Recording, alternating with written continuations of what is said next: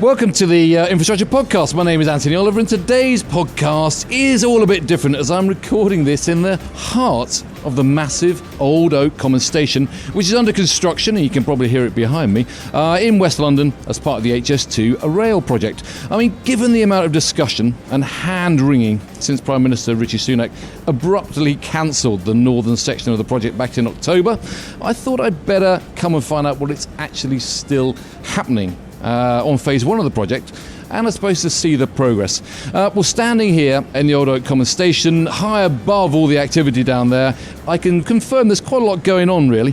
It's going to be the biggest railway station in the UK, capable of handling 250,000 passengers a day when it's running at full tilt.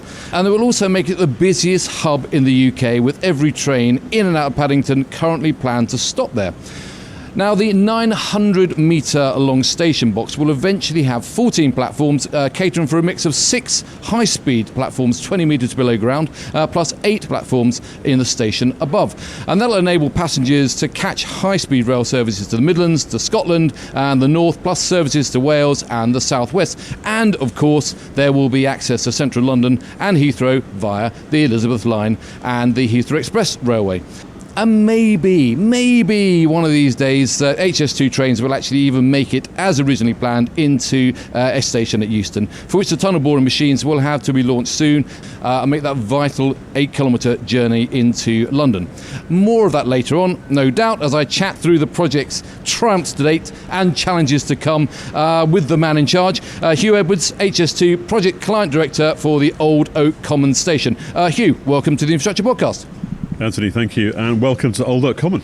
Great to see you here, great for the level of interest, and thank you so much for the level of support. No problem at all. Well, Huw, as I said, it's all looking pretty busy out there. Let's kick off by finding out, I suppose, what you're actually doing. We're overlooking this hive of activity. What are you doing right now? Where have you got to so far? Well, to paint the visual picture for anybody listening today, you and I have been out there this afternoon in the mud. It's been a rainy day, so we have two fundamental things going on at the moment. We're building the HS2 box, 18 metres deep at its deepest, 815, 900 metres long. This will house the below-ground 6 high-speed platforms from Birmingham. And separately, at the same time, we're piling now. We've got 1,000 piles in the ground, 600 to go, for our conventional platforms, which sit at grade, at above ground level. So one complex at the end of the day, but 2 separate stations within that. And those 2 elements are massively underway, under construction today. We've got 1,200 people on site today, 1,900 people working on the scheme overall, 600, 700 off-site. But large amount of manpower and a tremendous amount of progress being made. Fantastic. Well, when's it going to open? The date now is a window, and the reason it's a window is taking lessons from schemes such as Crossrail, where as an industry we picked a Sunday morning about 10 years out, and we didn't hit that window, or we didn't hit that date. So the reality is, when commissioning a new railway into use, and this will be the 9th railway, I'll be part of commissioning into use by the time we finish, there are a tremendous number of things that need to happen all at once. And therefore a window is much more sensible. So sometime between 2029 and 2033 is when we will open, and that'll be the first stretch from here, Old Oak Common, to Curzon in Birmingham. Well, your contractor, Balfour Beatty Vinci Sister Joint Venture, they're very busy out there at the moment. They've constructed the huge 900-metre long, 30-metre deep box. They've put in, I think, a 1.8-metre wide diaphragm wall, and they've got around about 160, 57-metre deep piles, plus another 1,600 concrete piles that are being installed. I mean, it all sounds pretty risky. You've got railway lines all around the place. You've got the Central Line, you've got the Great Western Line. Has it been as challenging as it sounds? Yeah, the truth of the matter is that the Old Oak Common is more of a logistical challenge than it is anything else, to be honest. It's a last piece of brownfield regeneration of this type in the area. We have one, meaning that we are hemmed in, as you said quite rightly. We have the Elizabeth Line operational depot to the north. We have the Hitachi Agility trains, the old North Pole depot to the south. We also have the conventional, the Great Western Mainline corridor, 4-track corridor to the south. We've got Central Line just to our west. At the end of the day, a logistical challenge, one access point from Old Oak Common Lane into the site. An Old Oak Common lane as a lane, it genuinely is. It's got a low headroom bridge at one end, and it's got a weak railway bridge at the other end.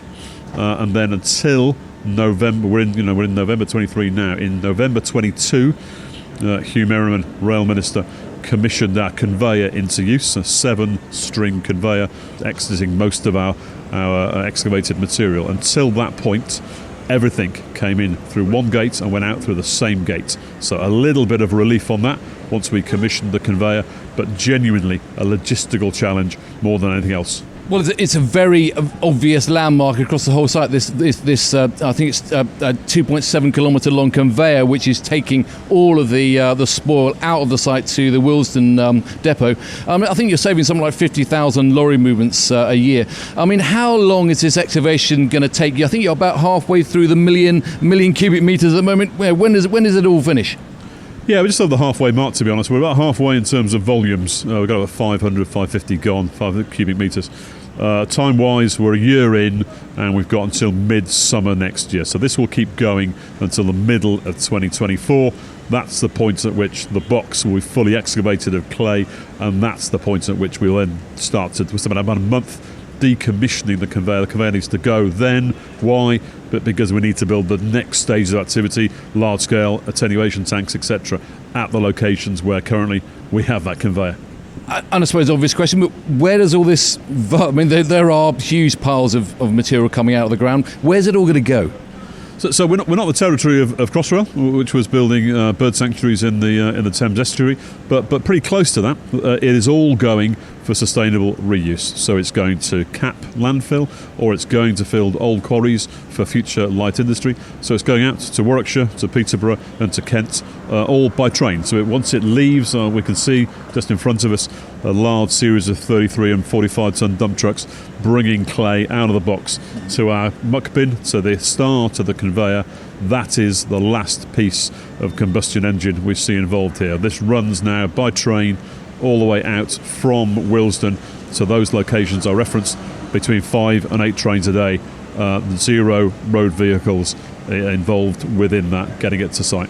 We'll talk a little bit more about your sustainability ambitions on the project, which are substantial, it must be said. But let's get into, I suppose, some of the meat of the whole project, the politics around the project to start with. I mean, clearly there has been a huge amount of disappointment around the industry following the government's decisions to cancel the northern section of the HS2 project and replace it with the Network North plan. I mean, I presume that disappointment is also shared across phase 1 of the project. It's been a difficult time for all of us over the last month or two. I think there's two fundamental things to say. That it is still one of the biggest projects of its type in Western Europe.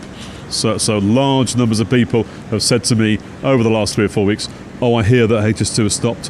Oh, are you paused, etc." The reality is, the announcements at the Tory Party conference referred to future elements of the scheme, whether that be continuation to Euston, Phase 2A, Phase 2B. It did not relate to any sort of pause in relation to Phase 1.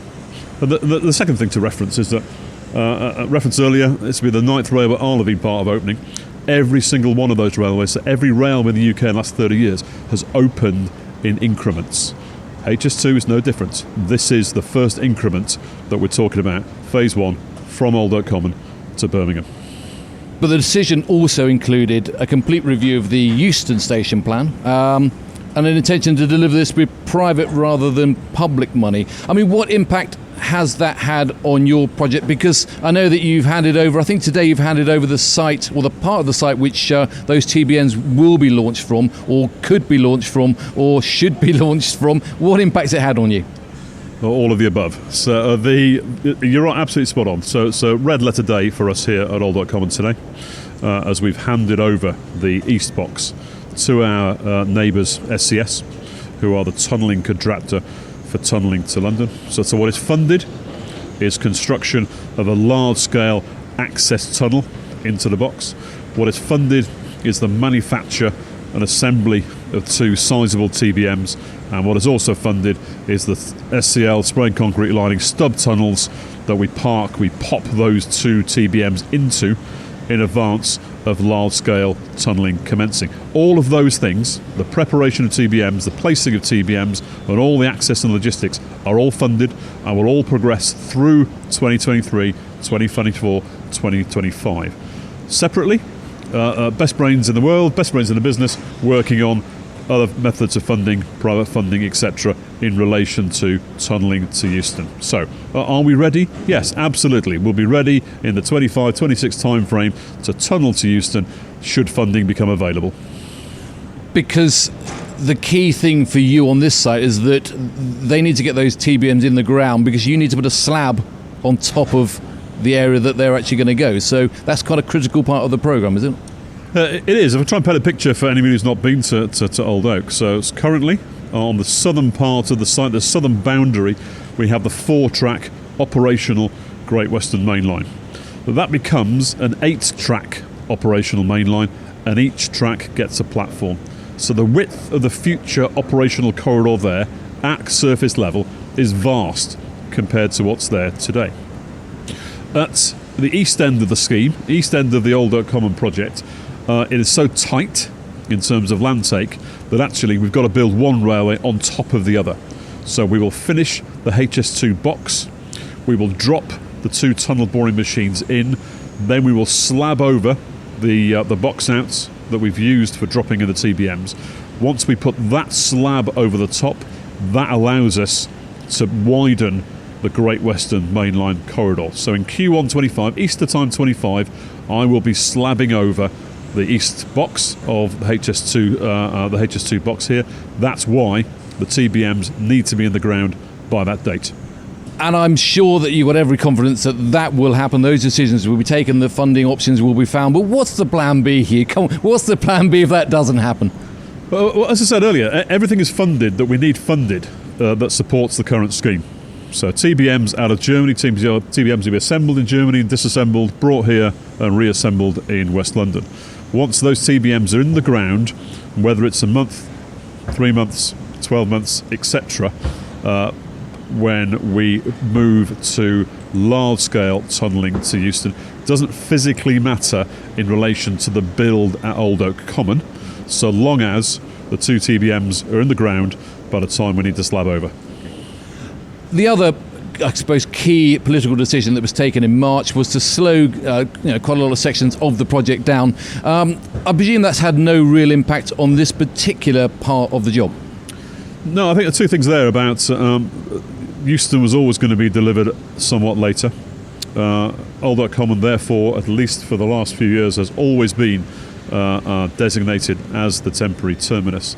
And the question I think you're asking there, or the biggest question we're asking at the moment, is does Old Oak Common have the capacity to act as a temporary terminus? The reality is it's designed, it's scoped to run railways, to run services to Leeds, Sheffield, Manchester, Glasgow. So there is no capacity issue here in relation to it being a temporary terminus. It can act as a temporary terminus for an extended period if necessary. However, we'll be going to Euston at the earliest opportunity.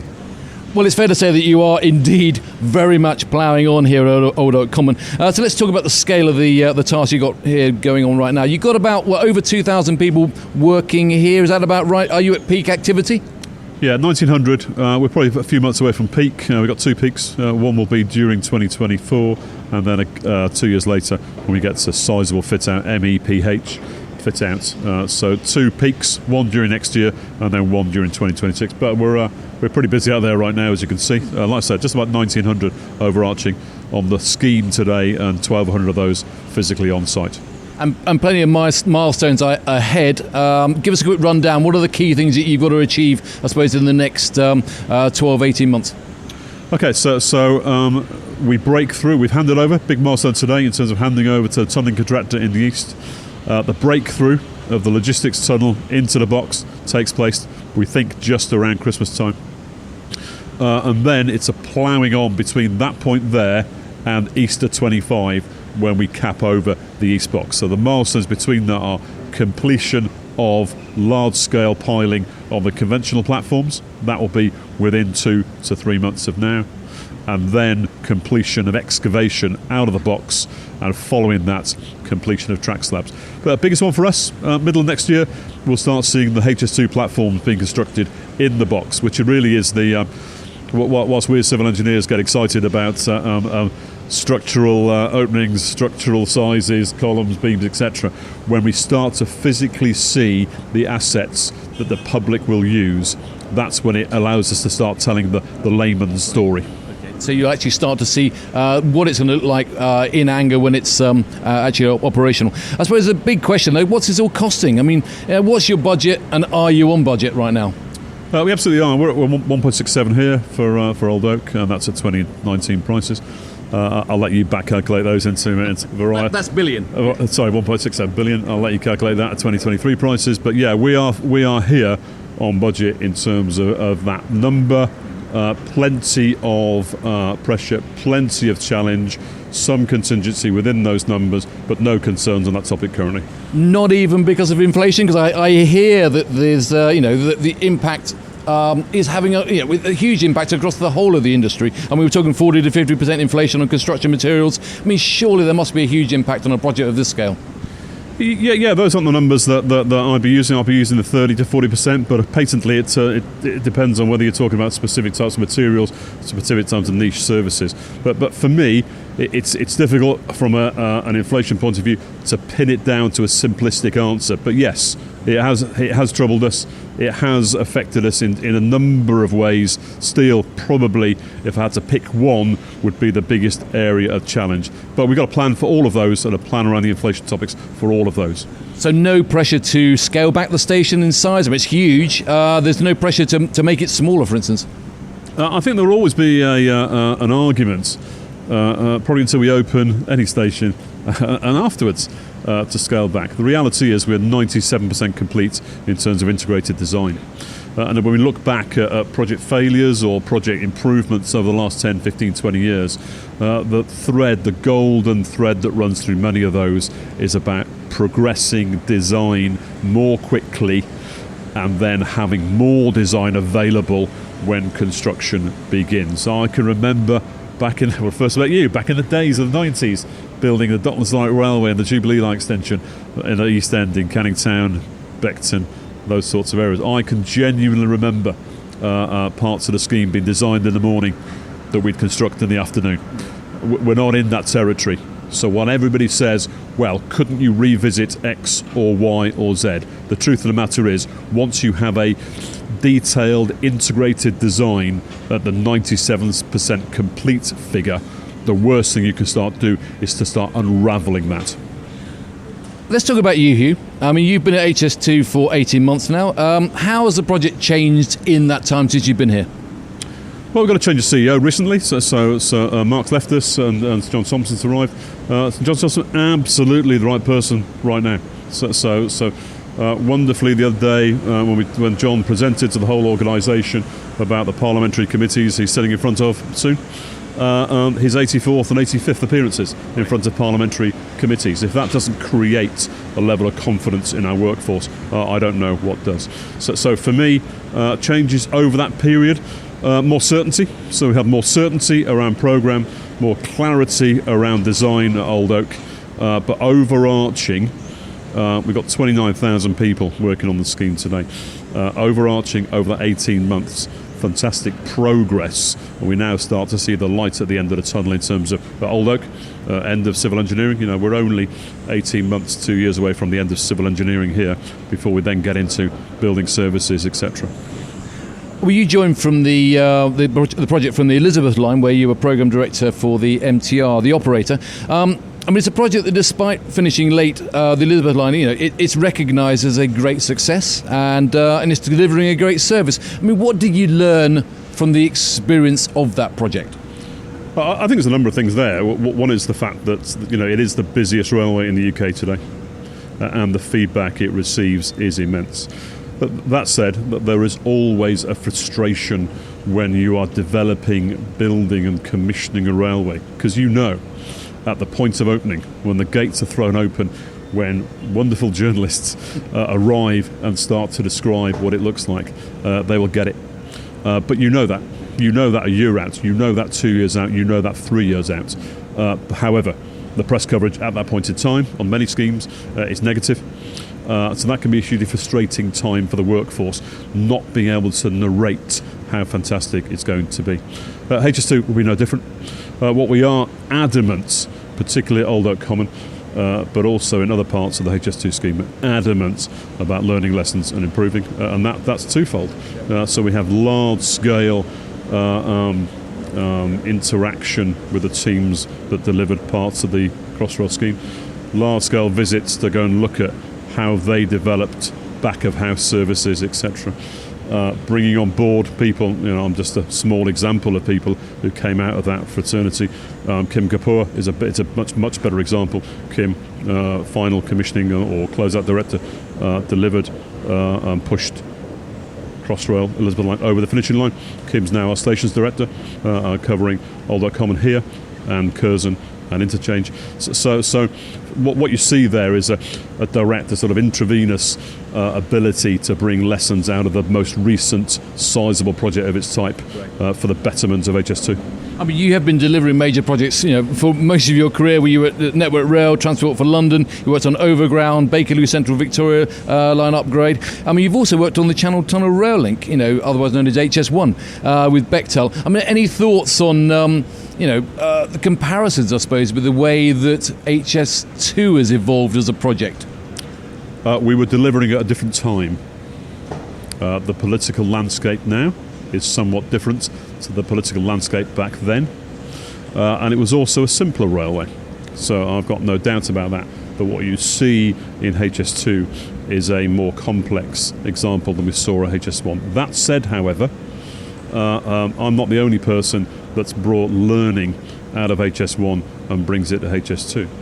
Second piece is our end user teams, and we will operate our infrastructure manager organisation that we're standing up now that will operate HS2 is directly linked into the operator of HS1. They were here last week, so we welcomed a dozen people from the HS1 operations team. How do you operate the infrastructure? So for me, similarities in the railways, difference in the political landscape, but we still can learn lessons from HS1. I must say, given the scale of the activities you're in charge of, you're a pretty relaxed sort of fella. I mean, what do you do to take your mind off of all this stuff that's going on here? What do you do when you're not here? I think they might belie the level of work going on. But for me, what I do is I create brilliant teams. So I'm not delivering Old Oak Common. I'm just orchestrating what's going on. So first things first, it's about creating brilliant teams below you that you work with. Second part for me is that you have to have an ability to switch off.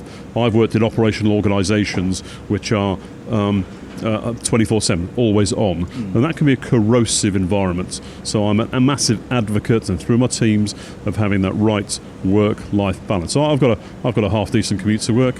It's fine. I work about 4 days a week on site at the moment, with a day elsewhere, possibly HQ, possibly working at home. So more I do, just from a personal perspective. I don't work at home in the evenings or weekends.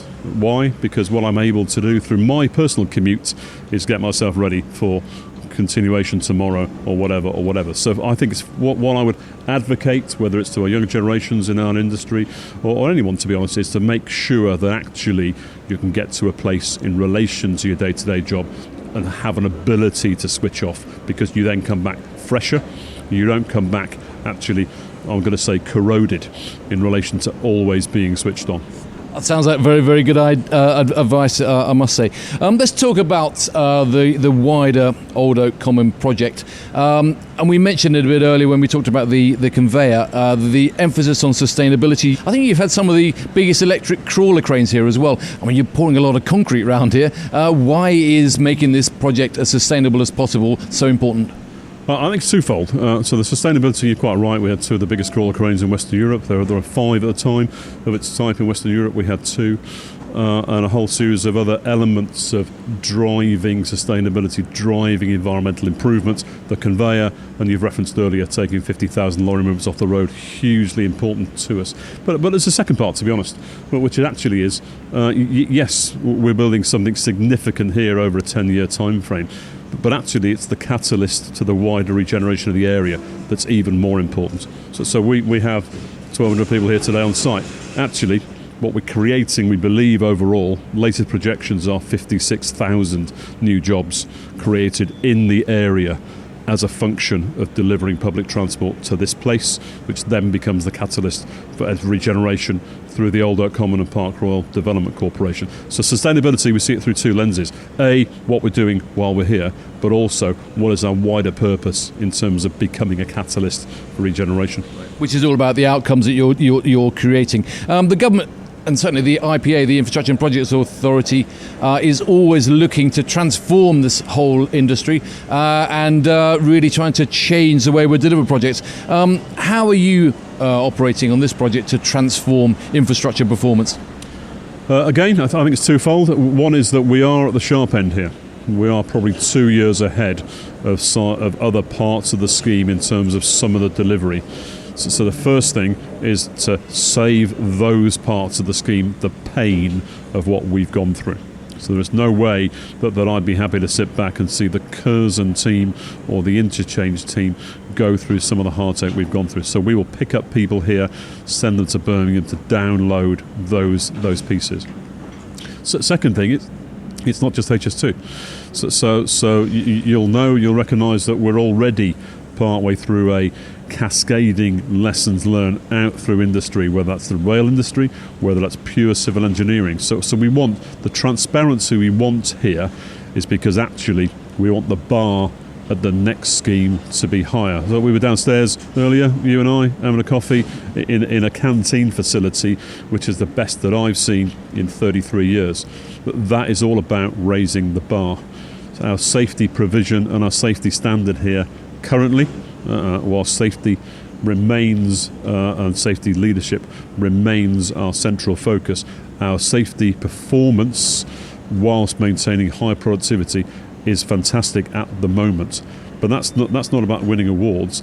That's about 1,200 people going away next week, the week after, to other jobs, to other parts of the industry with a new understanding of what can be achieved. That's what we want to be doing on a week-by-week, month-by-month basis. And you've only got to stand here and look at the site to realise how hemmed in you are by live railway lines, by roads, by the public. How do you manage all those stakeholders to make sure that they're confident what you're doing isn't going to impact their services? For me, it's about, or what we've been doing for the last 18 months, it is about opening the doors and inviting in as many people as we can, whether that's local residents, whether that's managing directors of train operators travelling close by on Great Western, whether that's the Transport for London team operating the Elizabeth Line depot next door. I've got no desire to have an 8-foot high hoarding and they never see behind that. Best example, a small example, probably the best one, is that we run 4x4 safaris, so we will go and pick up local residents, bring them into the site, explain to them what's going on, and then go and drop them back at their doorsteps again.